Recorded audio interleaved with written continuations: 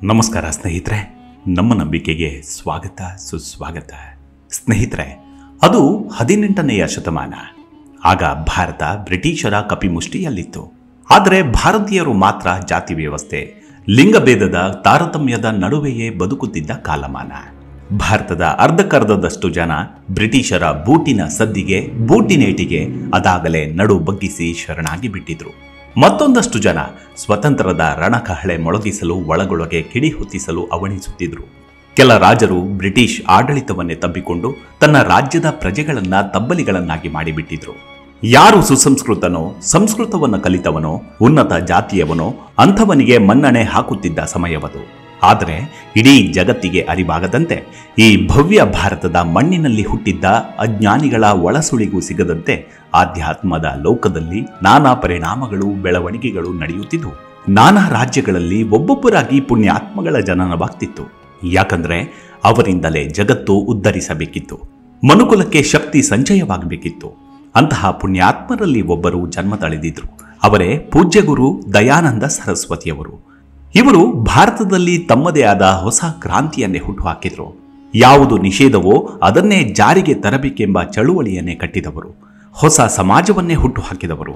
ಸ್ತ್ರೀ ಪುರುಷರು ಒಂದೇ, ಈ ಬದುಕು ಇರುವುದು ನಮ್ಮ ಕರ್ಮವನ್ನೇ ದಾಟಿ ಮುಂದಡಿ ಇಡುವುದಕ್ಕಾಗಿಯೇ ಹೊರತು ಗುಲಾಮರಾಗಿ ಬದುಕುವುದಕ್ಕಲ್ಲ ಎಂಬ ಸತ್ಯವನ್ನ ಸಾರಿದ ಮಹಾಚೈತನ್ಯ ದಯಾನಂದ ಸರಸ್ವತಿಯವರು.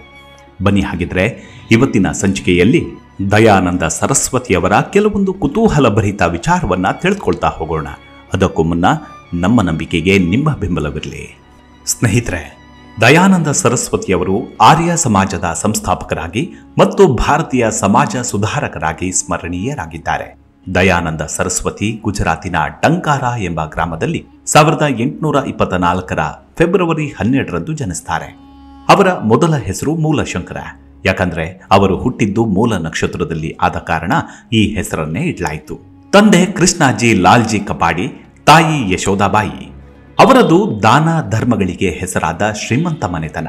ಕುಲ ಪದ್ಧತಿಯಂತೆ ಬಾಲ್ಯದಲ್ಲಿಯೇ ಮೂಲಶಂಕರನ ವೇದಾಧ್ಯಯನ ಸಾಂಗವಾಗಿ ನೆರವೇರಿತು. ಶಿವರಾತ್ರಿಯ ದಿನ ಶಿವಲಿಂಗದ ಮೇಲೇರಿ ಅಕ್ಷತೆ ಕಾಳನ್ನ ಆರಿಸಿ ತಿನ್ನುತ್ತಿದ್ದ. ಪ್ರೀತಿಯ ಚಿಕ್ಕಪ್ಪ ಮತ್ತು ತಂಗಿಯ ಅಕಾಲ ಮೃತ್ಯು, ಈ ಘಟನೆಗಳಿಂದ ಮೂಲಶಂಕರನ ಹೃದಯದಲ್ಲಿ ಬಗೆ ಬಗೆಯ ಪ್ರಶ್ನೆಗಳು ಎದ್ದುವು. ಜೀವಿತದಲ್ಲಿ ಇವಕ್ಕೆ ಉತ್ತರ ಪಡೆಯಲೇಬೇಕೆಂದು ಬಾಲಕ ದೃಢ ಸಂಕಲ್ಪ ಮಾಡಿದ. ಅದಕ್ಕಾಗಿ ತಂದೆ ತಾಯಿ ಸಂಪತ್ತು ಎಲ್ಲವನ್ನೂ ತೊರೆದ. ದುರ್ಗಮ ಅರಣ್ಯದಲ್ಲಿ ಅಲೆದು ಯೋಗಿಗಳಿಂದ ಯೋಗ್ಯ ವಿದ್ಯೆಯ ಅನೇಕ ರಹಸ್ಯಗಳನ್ನರಿತ. 1848ರಲ್ಲಿ ಪೂರ್ಣಾನಂದ ಸರಸ್ವತಿಗಳು ಈ ಬ್ರಹ್ಮಚಾರಿಗೆ ಸನ್ಯಾಸ ದೀಕ್ಷೆಯನ್ನು ಕೊಟ್ಟು ದಯಾನಂದ ಸರಸ್ವತಿ ಎಂದು ಹೆಸರಿಟ್ಟರು. 1858ರಲ್ಲಿ ದಯಾನಂದರು ಮಥುರೆಗೆ ಬಂದು ವಿರಾಜಾನಂದ ಸರಸ್ವತಿಗಳಲ್ಲಿ ವೇದಾಂಗಗಳನ್ನು ಅಧ್ಯಯನ ಮಾಡ್ತಾರೆ. ಮಧ್ಯಕಾಲದ ಸಂಕುಚಿತ ಮತ ಪಂಥಗಳು ದೇಶದಲ್ಲಿ ನೂರಾರು ಜಾತಿ ಪಂಗಡಗಳನ್ನು ಸೃಷ್ಟಿಸಿ ರಾಗ ದ್ವೇಷಗಳನ್ನು ಬೆಳೆಸಿ ಭಾರತೀಯ ಸಮಾಜವನ್ನ ನುಚ್ಚುನೂರು ಮಾಡಿದವೆಂದು ವಿರಾಜಾನಂದರ ಭಾವನೆ. ಕುಲಜಾತಿ ಭೇದಗಳ ಸ್ಪರ್ಶವಿಲ್ಲದ ವಿಶ್ವ ಮಾನತೆಯನ್ನ ಬೋಧಿಸುವ ಅತಿ ಪುರಾತನ ವೈದಿಕ ಧರ್ಮವನ್ನ ಪ್ರಚಾರ ಮಾಡಬೇಕೆಂಬುದು, ಕುಲಜಾತಿ ಭೇದಗಳ ಸ್ಪರ್ಶವಿಲ್ಲದ ವಿಶ್ವಮಾನತೆಯನ್ನ ಬೋಧಿಸುವ ಅತಿ ಪುರಾತನ ವೈದಿಕ ಧರ್ಮವನ್ನ ಪ್ರಚಾರ ಮಾಡಬೇಕೆಂದು ಶಿಷ್ಯನಿಗೆ ಅವರು ಆದೇಶವನ್ನ ನೀಡುತ್ತಾರೆ. ದಯಾನಂದರು ಬದುಕಿರುವವರೆಗೆ ಗುರುಗಳ ಆದೇಶವನ್ನ ಪರಿಪಾಲಿಸಿದರು. ಯಜುರ್ವೇದ ಭಾಷ್ಯ, ಋಗ್ವೇದ ಭಾಷ್ಯ, ಸತ್ಯಾರ್ಥ ಪ್ರಕಾಶ, ವೇದಾಂಗ ಪ್ರಕಾಶ ಮೊದಲಾದ ಗ್ರಂಥಗಳನ್ನು ರಚಿಸುತ್ತಾರೆ. ಈ ಕಾಲದಲ್ಲಿ ಸುಪ್ರಸಿದ್ಧರಾಗಿದ್ದ ಶ್ರೀರಾಮಕೃಷ್ಣ ಪರಮಹಂಸ, ಕೇಶವಚಂದ್ರಸೇನ, ದೇವೇಂದ್ರನಾಥ ಠಾಕೂರ್ ಆಲ್ಕಾಟ್, ಈಶ್ವರಚಂದ್ರ ವಿದ್ಯಾಸಾಗರ ಮೊದಲಾದ ಮಹಾಪುರುಷರೊಡನೆ ವಿಚಾರ ವಿನಿಮಯ ನಡೆಸುತ್ತಾರೆ. ಕ್ರಿಸ್ತಶಕ 1875ರಲ್ಲಿ ಮುಂಬಯಿಯಲ್ಲಿ ಆರ್ಯ ಸಮಾಜವನ್ನು ಸ್ಥಾಪಿಸುತ್ತಾರೆ. ದೇಶದ ಬಹುಭಾಗಗಳಲ್ಲಿ ಸಂಚರಿಸಿ ವೈದಿಕ ಧರ್ಮವನ್ನ ಪ್ರಚಾರ ಮಾಡ್ತಾರೆ. ಈ ಕಾಲದಲ್ಲಿ ಎಲ್ಲೆ ಮೀರಿದ ಕಷ್ಟಗಳನ್ನ, ಅಪಮಾನಗಳನ್ನ ಸಹಿಸುತ್ತಾರೆ. ದಯಾನಂದರು ಗುಜರಾತ್ ಪ್ರಾಂತ್ಯದಲ್ಲಿ ಜನ್ಮ ತಾಳಿದವರಾದರೂ ಅವರ ಕಾರ್ಯಕ್ಷೇತ್ರ ವಿಶೇಷವಾಗಿ ಪಂಜಾಬ್ ಪ್ರಾಂತ್ಯವಾಯಿತು. ಇಲ್ಲಿಯೇ ಅವರು ಆರ್ಯ ಸಮಾಜವೆಂಬ ದೊಡ್ಡ ಸಂಸ್ಥೆಯನ್ನು ಸ್ಥಾಪಿಸಿದರು. ವೇದಗಳ ಕಾಲದಿಂದೀಚೆಗೆ ಜನ್ಮ ತಾಳಿದ ಧರ್ಮಶಾಸ್ತ್ರಗಳು, ಗ್ರಹಸೂತ್ರಗಳು, ಪುರಾಣಗಳು ವೇದದಷ್ಟು ಪ್ರಮಾಣ ಗ್ರಂಥಗಳೆಂದು ಗ್ರಹಿಸಬಾರದೆಂದು ಅವರು ವಾದಿಸುತ್ತಾರೆ. ಅವು ಆರ್ಯರ ಅವನತಿಯ ಕಾಲದ ರಚನೆಗಳೆಂದು ಅವರು ಬಗೆದರು. ಮತ್ತೊಮ್ಮೆ ಭಾರತೀಯರು ವೇದಗಳ ಕಾಲದ ಉಪಾಸನೆಗಳನ್ನ, ಆಚಾರಗಳನ್ನ ಸ್ವೀಕರಿಸಿ ತಮ್ಮ ಜೀವನ ಪದ್ಧತಿಗಳನ್ನ ಮಾರ್ಪಾಡಿಸಿಕೊಂಡರೆ ಮಾತ್ರ ಆರ್ಯ ಸಂಸ್ಕೃತಿ ಉಳಿದು ಪ್ರಪಂಚವನ್ನೆಲ್ಲ ಬೆಳಗುವುದೆಂಬ ದೃಢ ವಿಶ್ವಾಸವುಳ್ಳವರಾದರು. ವೇದಗಳ ಉಪದೇಶದಲ್ಲಿ ಅವರಿಗಿದ್ದ ದೃಢವಾದ ಶ್ರದ್ಧೆ, ಸಂಸ್ಕೃತವನ್ನು ಹಿಂದಿ ಭಾಷೆಯನ್ನು ಬಳಸುವುದರಲ್ಲಿ ಅವರಿಗಿದ್ದ ಅಸಾಧಾರಣ ಶಕ್ತಿ, ಅವರ ನಿರ್ಭಯ ಪ್ರವೃತ್ತಿ ಅವರ ಕ್ರಾಂತಿಕಾರಕ ಆಂದೋಲನಕ್ಕೆ ಸಹಾಯಕವಾದವು. ವಿಶೇಷವಾಗಿ ಆಗಿನ ಪಂಜಾಬ್, ಉತ್ತರ ಪ್ರದೇಶ ಪ್ರಾಂತ್ಯಗಳಲ್ಲಿ ಸಂಚಾರ ಮಾಡಿ ಜನರಲ್ಲಿದ್ದ ಧಾರ್ಮಿಕ ಶ್ರದ್ಧೆಗೆ ಹೊಸ ರೂಪವನ್ನು ಕೊಡಲು ಪ್ರಯತ್ನ ಮಾಡ್ತಾರೆ. ವೇದಗಳ ಕಾಲದ ಸಮಾಜ ಸ್ಥಿತಿಯ ಲಕ್ಷಣಗಳನ್ನು ಅಧಿಕಾರ ವಾಣಿಯಿಂದ ಚಿತ್ರಿಸಿ ಅನೇಕ ಮೂಢನಂಬಿಕೆಗಳನ್ನು, ಸಂಪ್ರದಾಯಗಳನ್ನು ಬಿಡುವಂತೆ ಮಾಡಿ ಜನಸಾಮಾನ್ಯರಲ್ಲಿ ಒಂದು ವಿಚಾರ ಕ್ರಾಂತಿಯನ್ನೇ ಉಂಟು ಮಾಡಿ ಅನೇಕ ಸಮಾಜ ಸುಧಾರಣಾ ಕಾರ್ಯಗಳಿಗೆ ಪ್ರೇರಣೆಯನ್ನಿದ್ರು. ವೇದಗಳ ಕಾಲದಲ್ಲಿ ಚಾತುರ್ವರ್ಣ ವ್ಯವಸ್ಥೆ ಇರಲಿಲ್ಲ. ಅಂದ ಮೇಲೆ ಇವುಗಳಲ್ಲಿ ಶ್ರೇಷ್ಠ ಕನಿಷ್ಠವೆಂಬ ಭಾವನೆಯು ವೇದಗಳಲ್ಲಿ ಕಾಣುವುದಿಲ್ಲ. ಇವುಗಳೆಲ್ಲವೂ ಆನಂತರ ಬಂದ ಸ್ಮೃತಿಕಾರಕ ಕಲ್ಪನೆ ಮತ್ತು ರಚನೆಯಿಂದ ಆದವು. ಈ ವರ್ಣ ಪದ್ಧತಿ ಆರ್ಯ ಜನಾಂಗದ ಏಳಿಗೆಗೂ ಒಗ್ಗಟ್ಟಿಗೂ ಪ್ರತಿಬಂಧಕವಾಗಿದೆ ಎಂದು ದಯಾನಂದರು ಅಭಿಪ್ರಾಯಪಡ್ತಾರೆ.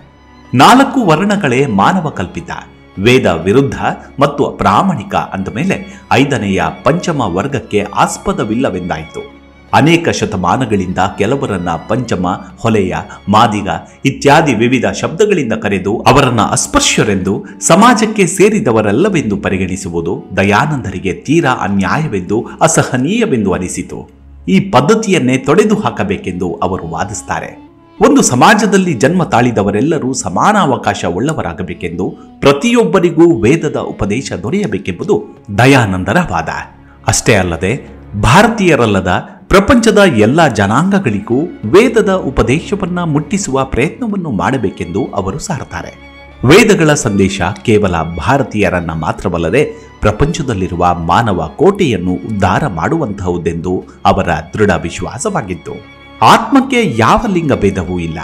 ಆದ ಕಾರಣ ಆತ್ಮ ಸ್ವರೂಪಿಗಳಾದ ಪುರುಷರು, ಸ್ತ್ರೀಯರು ತಮ್ಮ ವಿಕಾಸವನ್ನ ಮಾಡಿಕೊಳ್ಳಲು ಸಮಾನ ಅವಕಾಶ ಇರಬೇಕೆಂಬುದು ದಯಾನಂದರು ಒತ್ತಿ ಹೇಳ್ತಿದ್ರು.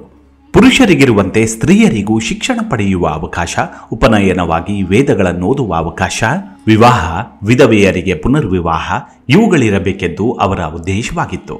ಆರ್ಯ ಸಮಾಜ ಈ ದಿಸೆಯಲ್ಲಿ ಸ್ತ್ರೀಯರ ಏಳಿಗೆಗಾಗಿ ಕೈಗೊಂಡ ಕಾರ್ಯಗಳೆಲ್ಲವೂ ಅವರು ಒದಗಿಸಿದ ಪ್ರೇರಣೆಯಿಂದ ಆದುವೆ. ಸ್ತ್ರೀಯರಿಗೆ ನಿಕೃಷ್ಟ ಸ್ಥಾನವನ್ನು ಕೊಟ್ಟು ಅನೇಕ ಶತಮಾನಗಳಿಂದ ಅವರನ್ನ ಅನೇಕ ಕಷ್ಟ ಕಾರ್ಪಣ್ಯಗಳಿಗೆ ಗುರಿ ಮಾಡಿದ್ದ ಹಿಂದೂ ಸಮಾಜಕ್ಕೆ ದಯಾನಂದರ ವಿಚಾರಗಳು ತೀರಾ ಕ್ರಾಂತಿಕಾರಿ ಎಂದು ತೋರಿದುವು. ದಯಾನಂದರು ತಮ್ಮ ಅನುಯಾಯಿಗಳಲ್ಲಿ ಪ್ರಚಂಡವಾದ ದೇಶಭಕ್ತಿಯನ್ನು, ಹೊಸ ಸುಧಾರಣೆಗಳು, ವಿಷಯದಲ್ಲಿ ಧೀರರಂತೆ ವರ್ತಿಸುವ ಮನೋಧರ್ಮವನ್ನು ತುಂಬಿಸಿದರು. ಆದ್ದರಿಂದ ಆರ್ಯ ಸಮಾಜ ಪ್ರಭಾವ ಬೀರಿದ ಸ್ಥಳಗಳಲ್ಲಿ ಈ ಸುಧಾರಣೆಗಳನ್ನು ಕಾರ್ಯರೂಪಕ್ಕೆ ತರುವ ಪ್ರಯತ್ನಗಳು ಯಶಸ್ವಿಯಾದವು. ಸಾಂಪ್ರದಾಯಿಕ ಹಿಂದೂ ಮತದಲ್ಲಿ ಪರ ಮತದವರನ್ನ ಹಿಂದೂ ಮತಕ್ಕೆ ಸೇರಿಸಿಕೊಳ್ಳುವ ಹಂಬಲವೂ ಇಲ್ಲ, ಅವಕಾಶವೂ ಇಲ್ಲ. ಈ ಪರಿಸ್ಥಿತಿಯನ್ನು ಗಮನಿಸಿದ ದಯಾನಂದರು ಇತರ ಮತಗಳಿಂದ ಹೊಸದಾಗಿ ಹಿಂದೂ ಮತಕ್ಕೆ ಸೇರುವ ಪ್ರಯತ್ನ ಮಾಡದಿದ್ದರೂ ಮತಾಂತರ ಹೊಂದಿದ ಹಿಂದೂಗಳು ಮತ್ತೆ ಹಿಂದೂ ಮತಕ್ಕೆ ಹಿಂದಿರುಗಬೇಕೆಂಬ ಇಚ್ಛೆ ಪಟ್ಟಲ್ಲಿ ಅದಕ್ಕೆ ಅವಕಾಶವೂ ವ್ಯವಸ್ಥೆಯೂ ಇರಬೇಕೆಂದು ಅಭಿಪ್ರಾಯವನ್ನು ಪಡ್ತಾರೆ. ಅದೇ ಮೇರೆಗೆ ಅಂಥವರನ್ನ ಶುದ್ಧಿ ಮಾಡಿ, ಅಂದರೆ ಹೋಮ, ಹವನ, ನಾಮಕರಣಾದಿಗಳನ್ನು ಮಾಡಿ ಅವರನ್ನ ಆರ್ಯ ಸಮಾಜಕ್ಕೆ ಸೇರಿಸಿಕೊಳ್ಳುವ ಪ್ರಯತ್ನಗಳನ್ನು ರೂಢಿಗೆ ತಂದರು. ಈ ಕಾರ್ಯಕ್ರಮಗಳಿಂದಲೇ ಆರ್ಯ ಸಮಾಜ ಇತರ ಮತೀಯರ ತೀವ್ರ ಆಗ್ರಹಕ್ಕೆ ಗುರಿಯಾಯಿತು. ಈ ಆಗ್ರಹಕ್ಕೆ ಲೇಖಾರಾಮ್ ಮತ್ತು ಶ್ರದ್ಧಾನಂದರು ಬಲಿಯೂ ಆದರು. ಆರ್ಯ ಸಮಾಜದ ಈ ಪ್ರಯತ್ನದಿಂದ ಹಿಂದೂ ಸಮಾಜದ ಬಲ ವೃದ್ಧಿಗೊಳ್ತು. ದಯಾನಂದ ಸರಸ್ವತಿ ಅವರು ತಮ್ಮ ಸ್ವತಂತ್ರ ವಿಚಾರದಿಂದಲೂ ನಿರ್ಭಯ ಪ್ರವೃತ್ತಿಯಿಂದಲೂ ಹಿಂದೂ ಸಮಾಜದಲ್ಲಿ ಗುರುತರವಾದ ಸುಧಾರಣೆಗಳನ್ನು ಸೂಚಿಸಿ ಅವನ್ನ ಕಾರ್ಯಗತ ಮಾಡುವಲ್ಲಿ ಸಮರ್ಥರಾದರು. ದಯಾನಂದ ಸರಸ್ವತಿ ಅವರು ಧರ್ಮ ಪ್ರಚಾರ ಕಾರ್ಯದಲ್ಲಿ ಅನೇಕ ನೋವು ಅಪಮಾನಗಳನ್ನು ಎದುರಿಸಿದರು. ಊರಿಂದೂರಿಗೆ ಅಲೆದರು, ಕಡೆಗೆ ಜೋಧಪುರಕ್ಕೆ ಹೋದರು. ತಮ್ಮ ಉಪದೇಶದಿಂದ ಅಲ್ಲಿಯ ರಾಜನನ್ನ ವೇಶ್ಯೆಯೊಬ್ಬಳ ಸಹಾಯದಿಂದ ಬಿಡಿಸ್ತಾರೆ. ಇದರಿಂದ ಕೆರಳಿದ ಆ ಹೆಂಗಸು, ಆಕೆಯ ಹೆಸರು ನನ್ಹಿಜಾನ್. ಆಕೆ ಅಡುಗೆಯವನ ಮೂಲಕ ದಯಾನಂದರಿಗೆ ವಿಷವನ್ನ ಹಾಕಿಸಿದಳೆನ್ನಲಾಗಿದೆ. ಬಹಳ ಕ್ರೂರವಾಗಿದ್ದರೂ ಕೂಡ ಬ್ರಹ್ಮಚಾರಿ ದಯಾನಂದರ ವಜ್ರದೇಹವನ್ನ ಆಹುತಿ ತೆಗೆದುಕೊಳ್ಳಲು ದೇಹ ಸೇರಿದ್ದ ವಿಷಕ್ಕೆ 1 ತಿಂಗಳಿಗಿಂತ ಹೆಚ್ಚು ಕಾಲ ಬೇಕಾಯಿತು. ಕಡೆಗೆ 1883 ಅಕ್ಟೋಬರ್ 30 ದೀಪಾವಳಿಯ ಸಾಯಂಕಾಲ ನಿಧನರಾಗ್ತಾರೆ. ಹೀಗೆ ಭಾರತದ ಆಧ್ಯಾತ್ಮಿಕ ಲೋಕದಲ್ಲಿ ಜೀವಂತವಾದರೆ ಭಾರತದ ಇತಿಹಾಸದಲ್ಲಿ ಅಜರಾಮರರಾಗಿದ್ದಾರೆ ಪೂಜ್ಯ ಗುರು ದಯಾನಂದ ಸರಸ್ವತಿಯವರು. ಮುಂದಿನ ಸಂಚಿಕೆಯಲ್ಲಿ ಮತ್ತೆ ಸಿಗೋಣ. ಅಲ್ಲಿವರೆಗೂ ನಿಮ್ಮ ಆರೋಗ್ಯದ ಕಡೆ ಗಮನವಿರಲಿ. Take care. ನಮಸ್ಕಾರ.